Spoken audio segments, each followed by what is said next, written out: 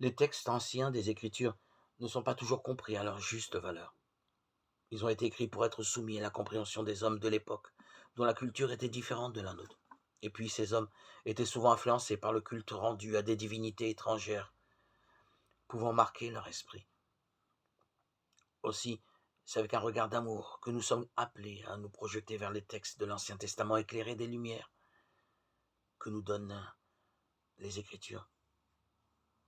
Depuis le péché originel, l'homme s'est coupé du jardin d'Éden, mais il poursuit sa route avec l'aide de Dieu. Il n'est pas seul malgré ses difficultés et ses péchés, voire ses périodes de corruption.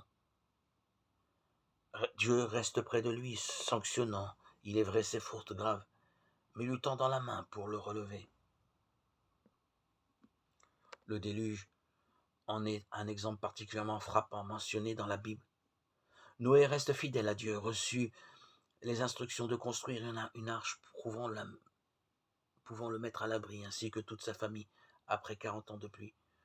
Ainsi, après la décrue des eaux du déluge, il est sauvé, lui et sa descendance. Dieu mentionne alors sa première alliance avec son peuple. J'établis une alliance avec vous. Tout ce qui est né ne sera plus détruit. Il n'y aura plus de déluge pour ravager la terre. Je me souviendrai de l'alliance qu'il y a entre moi et vous et tous les êtres vivants. Genèse 9, 11, 10, 1. Parole d'amour de notre Dieu créateur qui a sauvé Noé et ses enfants. Petit reste de croyants qui, par leur foi, ont touché le cœur de Dieu. Les alliances entre tribus étaient fréquentes à l'époque de Noé.